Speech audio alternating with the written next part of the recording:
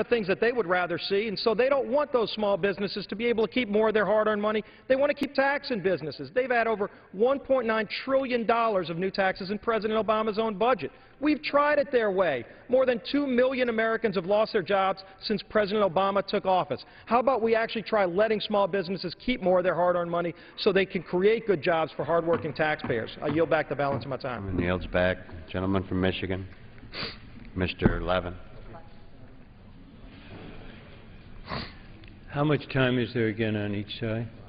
13 and a half over here and 5 and a quarter over here.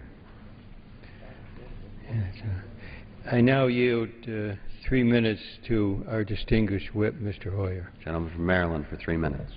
Mr. Speaker, ladies and gentlemen of this House, it is hard to call us to responsibility, but that's what our public wants. Our public wants it on the right, they want it on the left, and they want it on the middle. This is a fiscally, totally irresponsible piece of legislation, and you know it. And I know you know it. And America ought to know you know it. Ladies and gentlemen, what this bill does is blows a $46 billion hole in the deficit this year alone. But ladies and gentlemen, Mr. Speaker, the people of America need to know that we use 10-year figures for the most part. So this means $460 billion. Now, I know all of you on your side of the aisle, because I've been here for a substantial period of time, are next year going to say we're going to raise taxes on small businesses and put that 20% back. Bet me. You're going to say if we did that, it would be the largest tax increase in the history of small business. So you're going to do it year after year. And one of the previous speakers said, we're taking money from small business. Let me tell you who you're taking money from today. My children, your children. My grandchildren, your grandchildren. And yes, my 2 great-grandchildren. That's who's going to pay this $46 billion hole that you're creating today. And what does Bruce Bartlett, economic advisor to Ronald Reagan, not a Democrat, a Republican, an economic advisor, somebody who advised Ronald Reagan on how to get this economy moving, unlike George Bush, I might add. And what did he say? What did he say about this bill that you have brought to the floor, which, by the way, the Wall Street Journal today called a tax gimmick? Wall Street Journal called this bill that you are offering today a tax gimmick. And so what did Bruce Bartlett say? And I quote, "It will do nothing whatsoever to increase employment." Point number 1. This is not a jobs bill. It will not grow the economy. It will not do what all of us think needs to be done. And they went on to say it is nothing more than an election year giveaway to a favored Republican constituency. A political gimmick, a tax gimmick that will cost us $46 billion this year alone, and $460 billion, let me say, round that to $500 billion as inflation pushes it up, a $500 billion hole adding to the budget deficit that confronts this country that all Americans know we must address. My colleagues, it takes no courage to vote for this bill. What takes courage is to pay for things. What takes courage is to say we have an obligation. What took courage was to make sure that we paid our debts. We didn't do it. So what happened? We almost took this country to the brink of default. Ladies and gentlemen of this House, summons the responsibility and judgment and intellectual honesty that our public expects. Vote against this bill. Gentleman's time has expired. The chair would again ask all members to heed the gavel and to also address their remarks to the chair and not other members in the chamber. The gentleman from Michigan, Mr. Camp. Mr. Speaker, I yield 3 minutes to the distinguished majority whip, the gentleman from California, Mr. McCarthy. Well, I thank the distinguished chairman of Ways and Means. It's an honor to be able to speak on this floor. It's an honor to listen to the debate on both sides. And what's so ironic, when you listen to the debate, you wonder what happens here becomes law. But what's more importantly, do we ever measure what creates jobs? Do we ever measure in America who creates jobs. Now, some of you know my story. I actually grew up in a family of Democrats.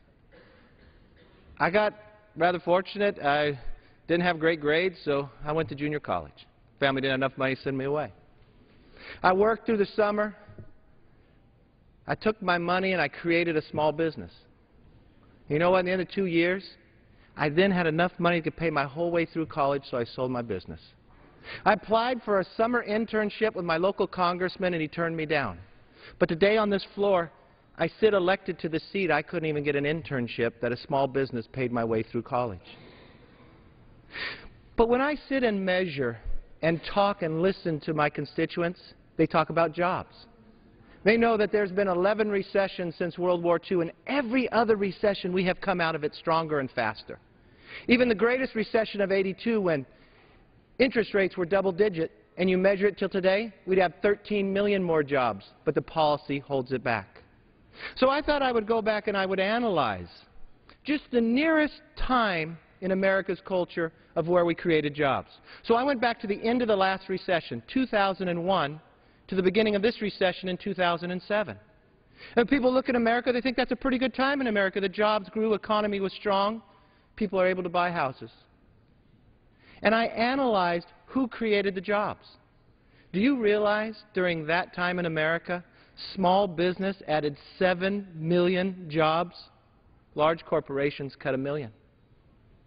So to hear somebody on the floor, Mr. Speaker, say there's some special constituency, well, I'm very proud to stand with a constituency that will grow jobs. I'm very proud to stand today to cut 20% to put people back to work in America.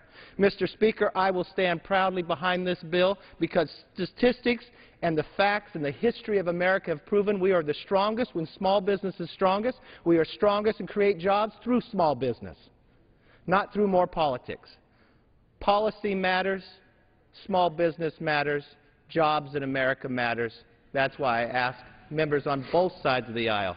This is an American bill for American jobs, for small business to be strong again in America. America will be strong again, and I yield back. Gentleman yields back. Gentleman from Michigan. Reserve. Gentleman reserves. Gentleman from Michigan, Mr. Camp. At this time, I yield 2 minutes to the distinguished woman from Washington State, Ms. McMorris Rogers. Gentlelady from Washington. Thank you, Mr. Chairman. And I rise in strong support of the legislation before us today. Small businesses are the foundation of our economy. It's the small businesses that drive job creation in America. And every time I'm home in Eastern Washington, it is such a privilege to sit down with small business owners. I'm always inspired by these people who have an idea to improve our lives, and they turn it into a reality. One such business that I recently toured was called Made Naturally. 2 stay-home moms who had an idea to come up with natural cleaning products 2 years ago. They put together a business plan, and they have now executed it, hired 13 employees, and they are doing well in Spokane, Washington. And when I toured their business, what they told me was that it is the tax burden and the regulatory uncertainty that is preventing them from hiring any new employees right now. And just like these 2 business owners in Spokane, Washington, there are men and women all across this country that face the same challenges when it comes to growing businesses. As someone who worked in a family business for more than 13 years, I can say they are certainly right. So I'd like to shed some light, especially on the women, the entrepreneurial women right now whose businesses are hurting because of this administration's policies. It's important because 2 out of 3 businesses right now are being started by women in America. They're actually the fastest growing segment in our U.S. economy. And every dollar they save in taxes is one more dollar they can spend in hiring a new employee. The current path is both unacceptable and unsustainable. It's time to change course. It's time to give America's small business owners tax breaks, not tax burdens. It's time to give them relief, not just rhetoric. It's time to give them flexibility and freedom. They need to create jobs. So it's time to move forward with the legislation that will do just that. I strongly support this bill and yield back. Lady yields back. Gentleman from Michigan, Mr. Levin. I reserve. Gentleman reserves. Mr. Camp. I yield 1 minute to the distinguished woman from North Carolina, Ms. Fox. Gentlelady from North Carolina. I thank the gentleman for yielding time. I want to say that our colleagues reveal their attitude toward taxpayer money when they say this will cost us. The attitude of our colleagues on the other side of the aisle, Mr. Speaker, is that all the money that hard-working taxpayers earn belongs to the government. This doesn't cost us. This allows some people to keep more of their money. I rise today in support of H.R. 9, the Small Business Tax Cut Act, which would provide America's private sector with the resources needed to help supercharge desperately needed hiring. It's worth mentioning how this bill will benefit women, since one-third of the firms directly benefiting from the act are owned by women. In North Carolina, small businesses with between 1 and 500 employees employ 205,490 individuals. 23,348 of those businesses are women-owned. Mr. Speaker, it's for these reasons I urge my colleagues to support H.R. 9 and yield back the balance of my time. And the lady yields back. Mr. Levin. How much time is there, please? 7.5 over here, 2 1/4 over here. 10.5? No, 7. 7.5. I'll reserve. Gentleman reserves. Mr. Camp. I yield 1 minute to the distinguished gentleman from Illinois, Mr. Schilling. Gentleman from Illinois. Thank you, Mr. Speaker, and thanks to Leader Cantor for giving me the opportunity to be here today and speak in favor of the Small Business Tax Cut Act. As Illinoisans filed their tax returns, folks in my district felt the pinch of the tax increases imposed on them by our state's lawmakers, whose last year raised personal income taxes by 66% and corporate taxes by 45%. State lawmakers told us that taxes would be used to pay Illinois debts and prevent budget deficits down the line. But the truth, as many of us feared, is that these tax hikes have done nothing to help our state. In fact, Illinois unemployment has remained above 9% for 36 straight months since March of 2009. And thanks to Illinois tax hikes, rising gas prices, and federal tax rates as high as 35%, our small businesses are strapped for cash. As a small business owner, I know the pain all too well. Rather than advancing partisan and unserious show votes, votes that don't lower gas prices, don't encourage economic growth, and don't impact our deficit, we in the House want to ensure more opportunities for job seekers and job creators. With that, I yield back. Back. Mr. Levin. I now yield 30 seconds to the distinguished gentleman from New York, Mr. Israel. Gentleman from New York. I thank my friend, Mr. Speaker. We keep hearing that this is a small business tax cut. It is not. It is a bait and switch. 1/2 of this so-called small business tax cut will go to millionaires. So you call it a small business tax cut, and they give away the store to millionaires, Mr. Speaker. They are saying that we have to dismantle Medicare because they say we can't afford it, on the one hand, and on the other hand, they are lavishing millionaires with a $46 billion tax cut. If you're one of 125,000 millionaires in America, you get $58,000 from this bill. If you're a senior on Medicare, it costs you an additional $6,000 for your medicine. I oppose this bill. Gentleman's time has expired. Gentleman from Michigan, Mr. Camp. I yield 1 minute to the distinguished gentlewoman from North Carolina, Ms. Elmers. Thank you, Mr. Chairman. Mr. Speaker, I would like to speak today on the intellectual responsibility of H.R. 9. Back in my hometown of Dunn, I have friends who are pharmacists. They own and run an independent pharmacy started by their father 60 years ago. I'm speaking of Paige Houston and Kathy Blackman. Paige told me the other day that initially in this recession they were missed because people were not afraid to go without their medications, and they were willing to pay the money even though the economy was starting to take a turn. Today, things are so bad that people are going without their medications, which as a result is a decrease in the number of customers they have and the number of revenue coming in. Now their accountant has told them that they're going to have no choice but to cut contributions to their employees' 401k plans and their health insurance premiums, or be forced to lay off employees. Paige told me this 20% tax cut will keep more money in their business, allowing her to maintain benefits for her employees. Thank you, Mr. Speaker. I yield back. The lady yields back. Gentleman from Michigan Reserve. I'd ask the chairman, do you have additional speakers? I do have additional speakers at this time. I'll reserve. All right. Mr. Camp. I yield 1 minute to the distinguished gentlewoman from Michigan, Ms. Miller. Gentlewoman from Michigan. Mr. Speaker, we all understand that American small businesses are the engine of job creation. I think the Democrats are waging a war on small business. I've spoken with so many small business job creators in my district, and they all share the same message, that government overregulation and government overtaxation is stifling their ability to grow.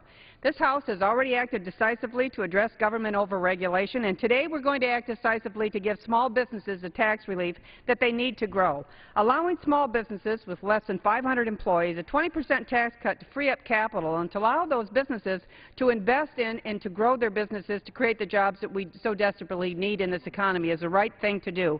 So I was very disappointed to see that President Obama threatened a veto of this bill. Because, Mr. Speaker and Mr. President, I would respectfully tell you that hundreds of small manufacturing firms in Michigan that are struggling to buy new equipment, to pursue new customers and grow their businesses are not among the corporations with the biggest profits.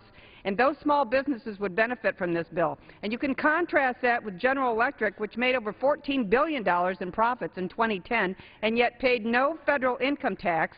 And we need to remember that the CEO of General Electric is I yield the head an of the additional 15 seconds. We need to remember that the CEO of General Electric is actually the head of President Obama's Jobs Council. So, Mr. Speaker, again, I would say that we can trust the American small businesses to spend their money more wisely than government will ever do. And again, it's mystifying to me that the Democratic Party seems to be waging a war on the small business community of America. Thank you. I yield back. Gentlelady yields back. Gentleman from Michigan, Mr. Camp. I yield 1 minute to the distinguished gentleman from Illinois, Mr. Kinzinger. Well, thank you. Thank you, Mr. Speaker, too. You all know the saying, money is power, right? I think we all can agree in this chamber that the one thing that we want to do is empower small business. How do you empower small business? You let them keep more of the money they earn so they can go out and they can invest in new products so they can hire people. I'd love to get people back to work. I'd love to empower small business. That's why we want to let them keep more of what they earn. I did an initiative in my district called the One More Jobs Initiative, where I asked small business owners, what do you need from the federal government to create just one more job? A pretty noble concept. Instead of pontificating here, let's actually ask those that create jobs. The number one answer I got, Mr. Speaker, the number one answer was, let us keep more of the money we earn and let us hire people. Give us tax certainty. That's why I rise in support today of this tax cut package, because this is exactly what small business needs to continue to be successful, to pull this country out of this recession we're in, and continue to reclaim our mantle as the most powerful country in the world. And I yield back. Gentleman yields back. Mr. Camp.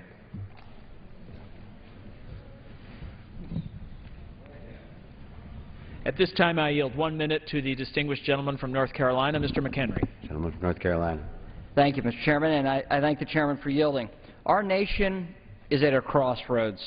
This president wants to take more money from the private sector and continue the exponential growth of the federal government. We want to make sure that job creators are able to reinvest their hard-earned money back into their businesses to expand and grow the economy and get this job creation cycle going again. That's why we support a 20% tax cut for small businesses. The president, on the other hand, wants to raise taxes on small businesses and job creators. There are 22 million small businesses helped by this bill, and I think it's necessary that we pass this bill today, and I urge my colleagues to support a 20% tax cut for small businesses so we can create jobs and make a more prosperous America. And I yield back. Gentleman yields back. The chair would advise both sides. The gentleman from Michigan, Mr. Camp, has 2 1/4 minutes, and the gentleman from Michigan, Mr. Levin, has 1 3/4 minutes. At this time, I have 2 additional speakers. One of them will close, so I have 1 speaker before closing. I'll reserve. All right. At this time, I yield 1 minute to the distinguished gentleman from Alabama, Mr. Baucus. Gentleman from Alabama, for a minute. Thank you, Mr. Speaker. Mr. Speaker, this recession is different, and the difference is there's no recovery, and that is a historic difference. Now, what is different about this recession and all our other recessions when we had a recovery? It's government policy. Government policy has stifled job creation. Normally, at this time in a recovery, 65% of the jobs are being created by small businesses. But 2 million jobs aren't there because of Obama's health care policies alone. Regulatory policies, tax policies, small business is struggling. Now let me tell you, Congress cannot create jobs. We're not going to create jobs with this bill. We're going to allow small businesses to create jobs. You'll either choose government or you'll choose the people. You'll choose government to continue to create jobs like with Solyndra, and we saw the disaster there, or you'll allow the people to create those jobs. I'm putting my trust in the people. Gentleman's time has expired. At this time, we're prepared to close. You are? Yes. I yield the balance of our time to a distinguished member of the committee, Mr. Thompson from California. Gentleman from California is recognized for 1 3/4 minutes. I thank the gentleman for yielding. Mr. Speaker, I rise in opposition to this bill today. A $46 billion price tag, and it's unpaid for. Moreover, 1 year is not tax certainty if you're a small business person. I rise also as a small business person. Equally as troubling is, as this bill, unpaid for $46 billion bill, is the fact that yesterday in the Ways and Means Committee, the majority passed a bill that they said was to reduce the deficit. But instead, what they did is they cut programs that were incredibly important to the elder, to children, to the disabled, programs that allowed people help with their daycare so they could go to work. Those people don't have daycare, they're not going to be able to go to work. And at the same time, the Ag Committee passed a bill to cut food stamps. These actions are hard to understand even in these most difficult times. But even harder to understand is in light of this fiscal irresponsible bill today, those bills were passed. I said yesterday that it was a bad day to be poor. Well, today is a bad day to be fiscally responsible because this bill is anything but fiscally responsible. And it's wrong to claim on Wednesday that you have to cut daycare for low-income people or put seniors at risk, disabled people at risk, and children at risk to cut the deficit, but then turn around on Thursday and add $46 billion to the deficit. That's just wrong. The Joint Committee on Taxation said that this bill's economic impact is, quote, so small as to be incalculable. I can tell you the people that will be hurt across the country from this bill, that hurt won't be incalculable. I strongly oppose this bill. Gentleman from Michigan, Mr. Camp. I yield the balance of my time to the distinguished gentleman from Oregon, Mr. Walden. Gentleman from Oregon has 75 seconds. I thank the Speaker and I thank the Chairman. I rise today. My wife and I were small business owners for more than 2 decades, and we still retain part of that business. So I know what it's like to meet a payroll. I know what it's like to employ people. We only had 15 to 20 people on our payroll over the course of 20 years. But I worked a lot with small businesses. And in small business, it really is about how do you grow, how do you have the positive cash flow, Mr. Speaker, to grow your business, to invest in new technology, new equipment, to take your ideas and spin them forward and grow jobs. That's your whole nature as an entrepreneur in America, and as it should be. In Oregon, we've got 86,000 small businesses employing more than 750,000 people. This legislation will help those small businesses have what is called positive cash flow. That is from whence jobs flow. If you have the money and you can retain it rather than have to give it all up to the government, then you're going to make wise choices in your business to grow your business, because it's your competitive nature to grow your business, which means to create jobs in the economy.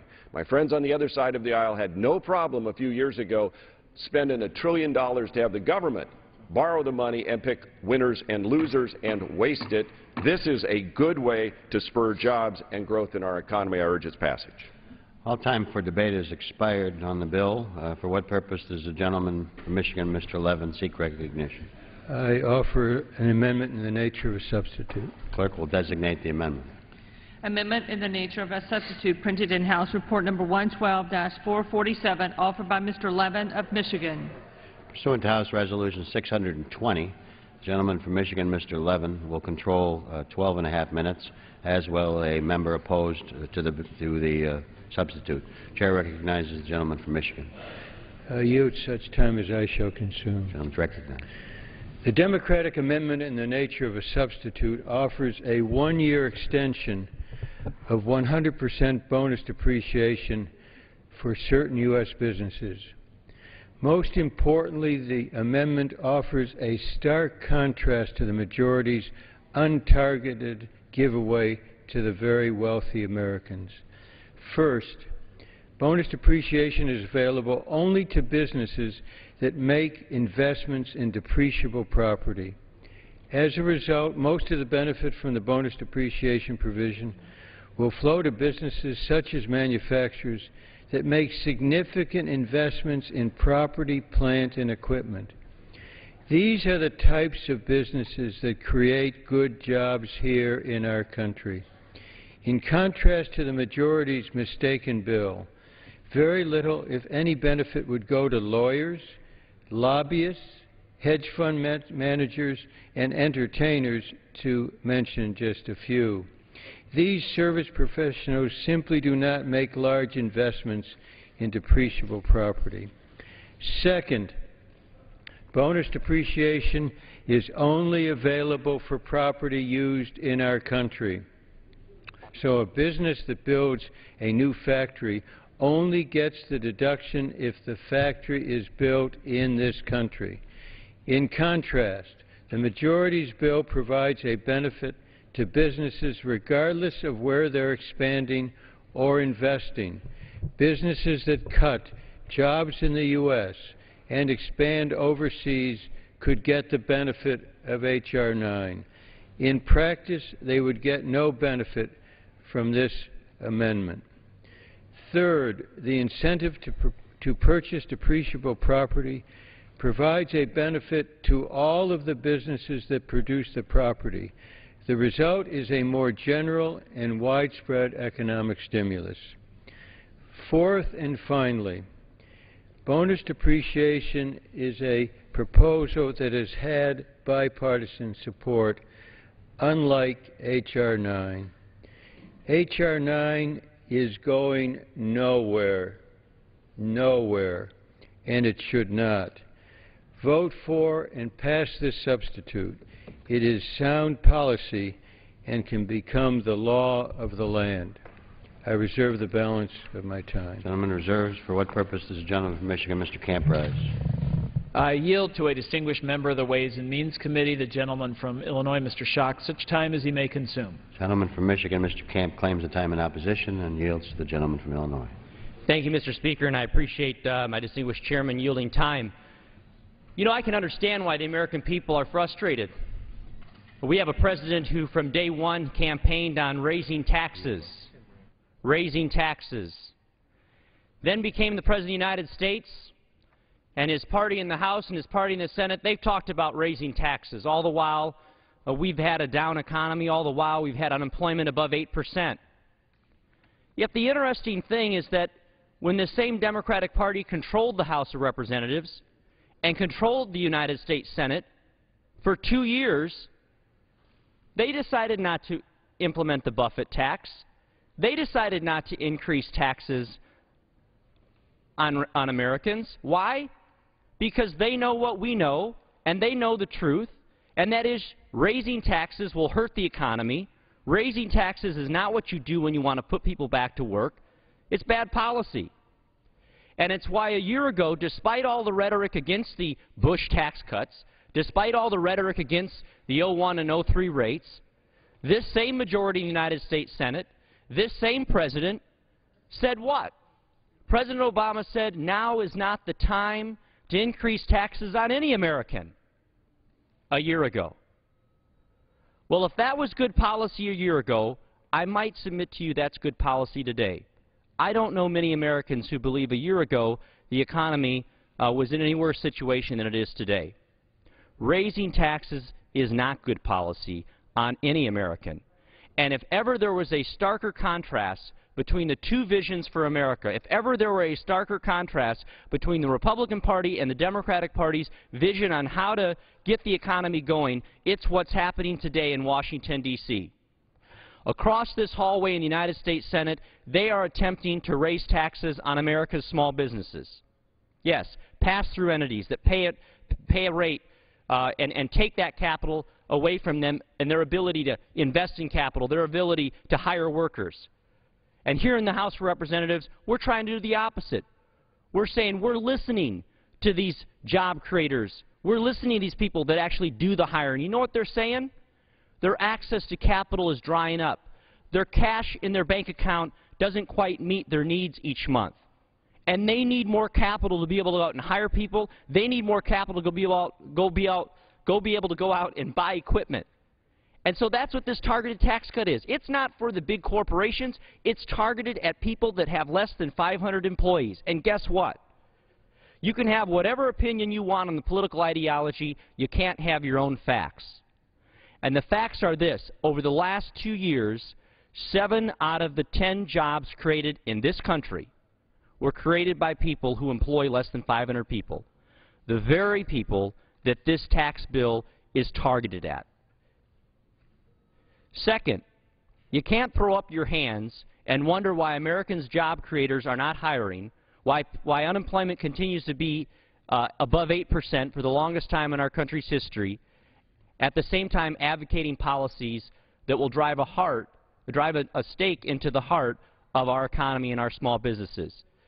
This tax policy targeted at America's small businesses will give them the capital they need to stay in business, to hire those additional workers, to invest in additional capital, and maybe even prevent layoffs.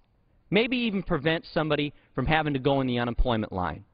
It's the right policy, and I wish that our friends on the other side of the aisle would embrace the policy that they had a year ago, which is tax increases on any American is a bad policy in a down economy. I yield back. Yields back. Mr. Levin. You and myself, 30 seconds. The gentleman is correct. The contrast is very stark. They've tried to raise taxes on millionaires in the Senate so they pay like the people who work for them. This bill would provide a tax break of of 58,000 who make over $1 million, 125,000 taxpayers. That is a stark contrast. Have people very wealthy pay a fair share on the one side. In this House, give them a big break. I now yield 2 minutes to another distinguished member of our committee, the gentlelady from Nevada, Shelley Berkley. I thank the gentleman for yielding. I rise in support of the Levin substitute and on behalf of the middle-class families of Nevada who are struggling to make ends meet. I'm talking about the housekeepers and the car dealers, the teachers, the nurses, the cops on the beat, the ones who work hard to take care of their families, put food on the table, fill their cars with gas, buy new sneakers for their kids, and make the mortgage payments on time. Yet in spite of these challenges, Washington asks them to give a little more. Washington Republicans ask them to make additional sacrifices, ask them to carry the extra burden for wealthy Wall Street millionaires not paying their fair share. Why on earth should a waitress in Nevada pay a higher tax rate than a yacht owner? Why should a janitor pick up the slack for a big oil executive? Why should a car dealer sacrifice more than a Wall Street hedge fund manager? That doesn't make sense. It's not fair. Wall Street corporations shipping American jobs overseas and big oil companies making record profits don't need our help. Working men and women in this country do. This piece of legislation would be destructive to them, their futures, and their families. It's time we started siding with middle-class families who most definitely do need our help, and that starts by passing the Buffett rule. I yield back the balance of my time. And the lady yields back the gentleman from Michigan, Mr. Camp. I yield 2 minutes to the distinguished gentleman from Oregon, Mr. Walden.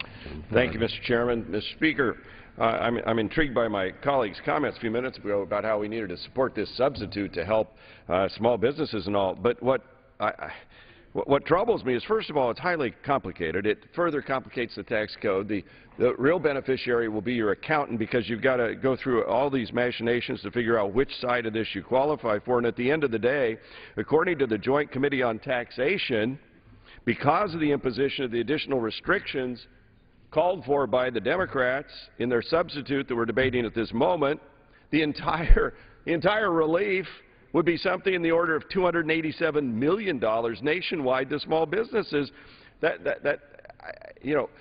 So there's your alternative.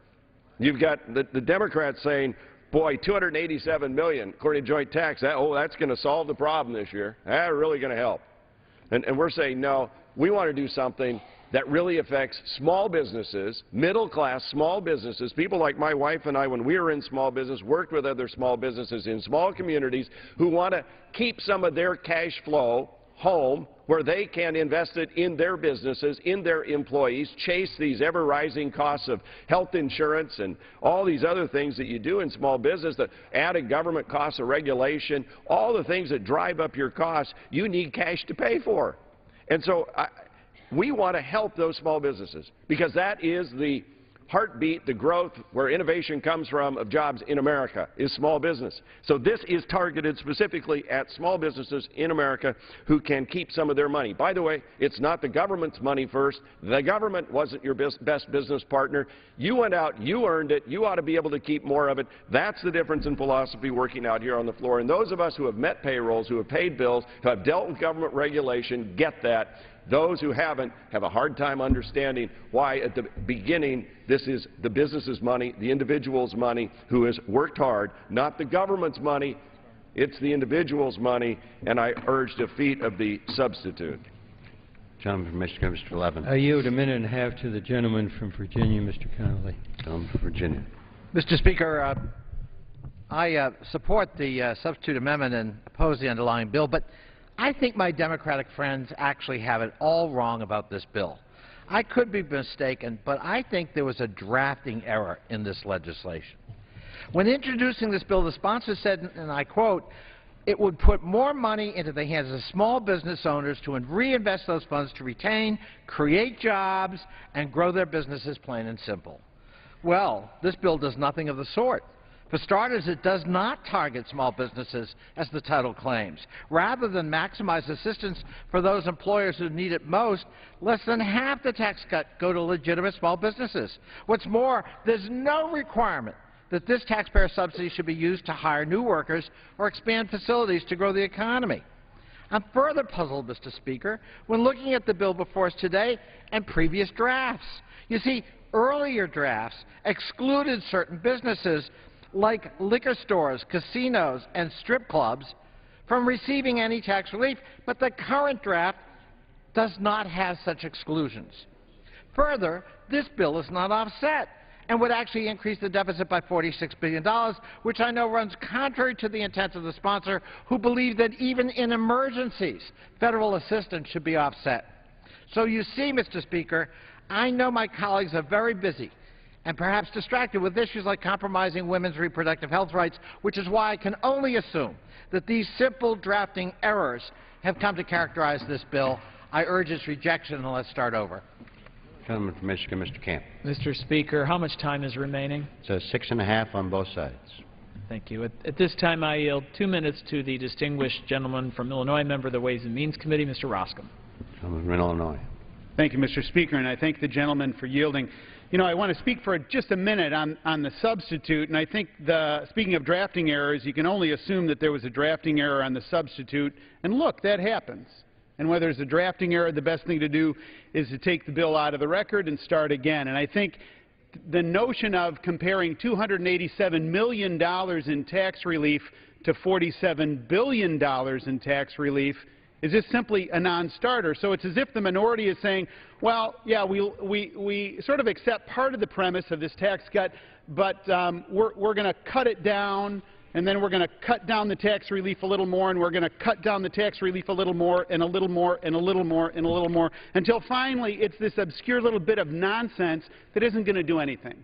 Here's what we need to do. We need to give relief to the small business, Mr. Speaker. In my district that I was touring a plant And the owner, entrepreneur who started the company said, look, the smart move for me, Congressman, is to put $750,000 into this new production line. It would mean that I would expand production, bring in more people, and so forth, and have a very simple ripple effect. But I'm not going to do it, and the reason I'm not going to do it is because Washington, D.C. tells me I'm rich. I'm not rich. I'm just a prudent businessman who's built a successful business. And what we need to do, Mr. Speaker, is to create an environment where that business owner, that entrepreneur, says to him or herself, I'm willing to invest.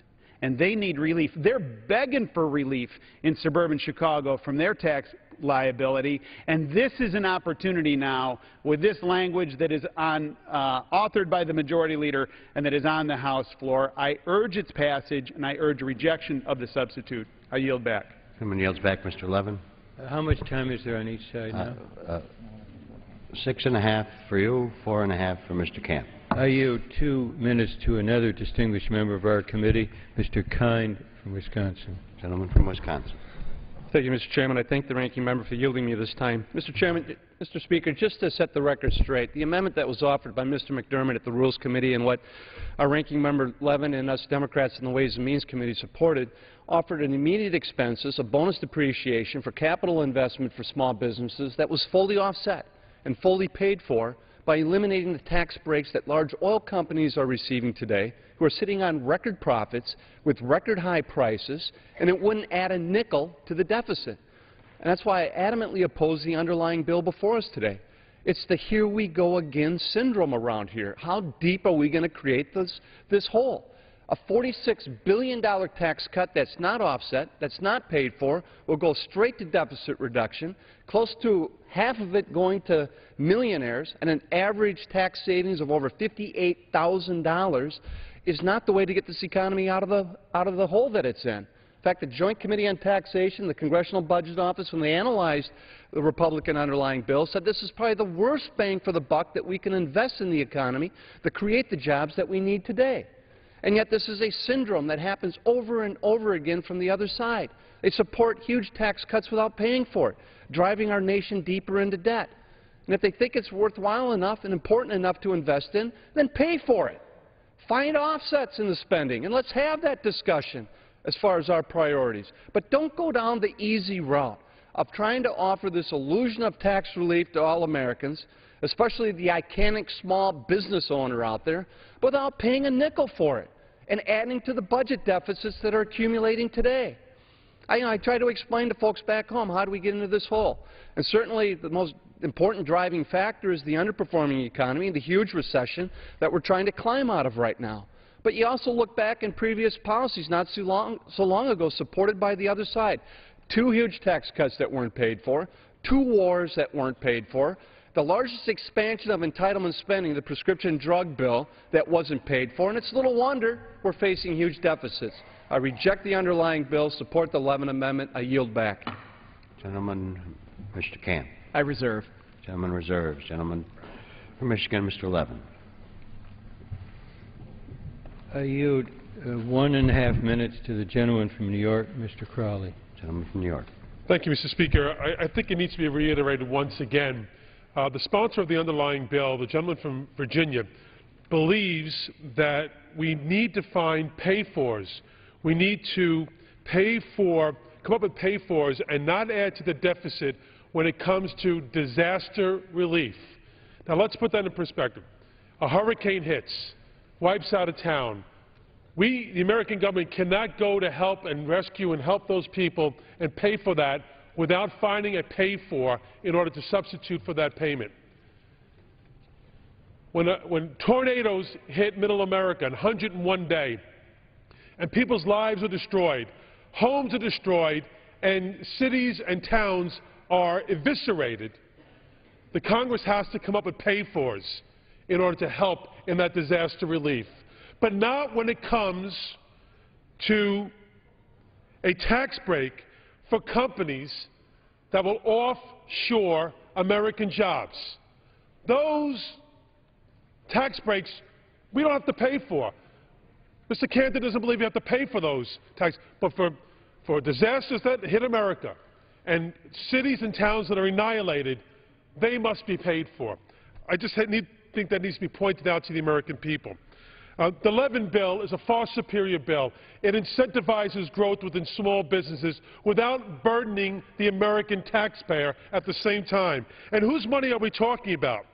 This is not the small business person's money. This is money that otherwise would be revenue to the country. This is the American taxpayers' money that we're just giving back to millionaires. Hard-working Americans who work and toil every day to give a tax break to millionaires. With that, I yield back Regular order, Mr. Speaker. The gentleman's time has expired. The chair would again ask members to please heed the gavel. Gentleman from Michigan, Mr. Camp. I reserve. Gentleman reserved. Gentleman from Michigan, Mr. Levin. How much time is left? You have 3 minutes, and Mr. Camp has 4.5. Do you have any other speakers? I now yield 1 minute to the gentleman from Oregon, Mr. Blumenauer. Gentleman from Oregon. So how much time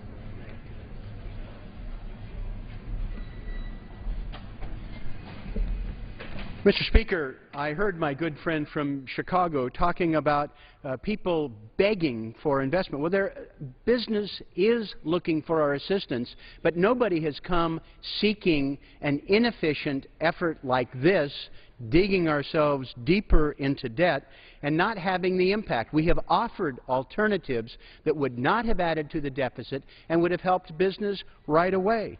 I'm honored to be joined on the floor with a young friend, Johnny Hammer, who in looking at this assessment, this is going to be adding to the deficit.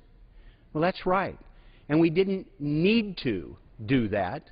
Instead, we should be focusing on things that are deficit neutral, that will give American business things that will add productivity right now. I strongly urge my colleagues to reject this proposal and think about the young Johnny Hammers of this world investing in our future in a way that's responsible and sustainable. And with that, I yield back. Gentleman's time has expired. Gentleman from Michigan, Mr. Camp's going to close, or... I'm prepared to close. Gentleman from Michigan, Mr. Levin. I believe Mr. Levin has the right to close. Yeah, right. No, Mr. Camp has the right to close. Oh, all right. Mr. Levin, it's his substitute. Mr. Camp is defending the position of the committee. Gentleman from Michigan, Mr. Levin. I yield myself the balance of our time. 2 minutes. You know, there's a criticism that the bonus depreciation provision doesn't go far enough. Well, my answer to that is let's pass this and then join together. You have supported bonus depreciation in the past. You haven't acted on it. We do. Let me just say what's at stake. This bill isn't going anywhere. It's going nowhere. But it says everything about the majority's priorities. They oppose raising taxes on the very wealthy. They take a pledge that applies to the very wealthy. So they end up with a bill they won't pay for.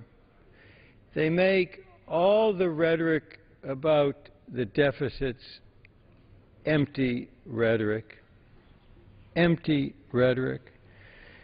So essentially what they're coming here today is to make it worse by giving a tax break to the very wealthy through this bill. We've said it many times. Nobody refutes it. You're stuck on a pledge not to raise taxes even for the very wealthy, and you come today with a proposal for a tax break for 125,000 taxpayers making more than $1 million with a tax break of $58,000. And then to make it still worse, you cut necessary programs for lower and middle income families, from child care, Meals on Wheels. Where's your conscience. Gentleman's time expired. The gentleman from Michigan, Mr. Camp, has 4.5 minutes. Well, thank you, Mr. Speaker. I yield myself such time as I may consume. Gentleman's recognized. I appreciate at least hearing some of the newfound fiscal responsibility from my friends on the other side since the Obama administration has come into office with help from Democrats on the other side of the aisle, have increased the debt by $5 trillion with a T. Let me just comment on this substitute. It's not that the bonus depreciation in this legislation doesn't go far enough. It's that it doesn't provide bonus depreciation. It does limit the bill based on the concept of bonus depreciation, but this bill has been analyzed by the Joint Committee on Taxation. And rather than providing the $46 billion of tax relief, this bill only provides a small fraction of that, 6%.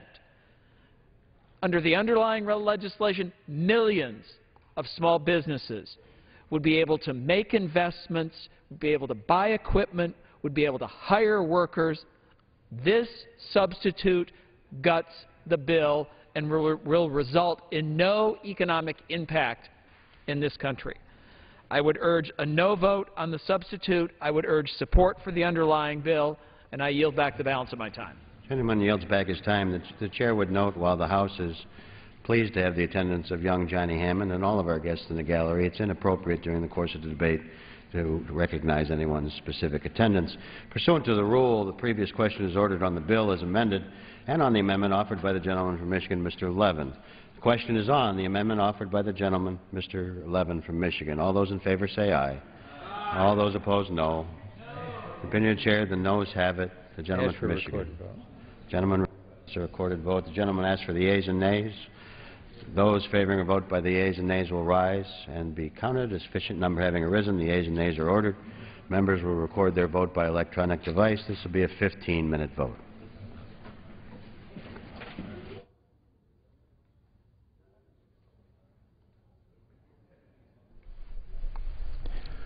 Three votes in this series, beginning with a vote on Congressman Sander Levin's substitute amendment to the small business tax cut bill. This alternative would replace the deduction in the bill with a deduction for small businesses for the amounts they spend on capital investments this year. After this, we expect a vote on a procedural motion related to the bill and then final passage. And that should wrap it up legislatively for the House for the day. Over in the Senate, it's more work on reauthorization of the Violence Against Women bill. It expires later this year.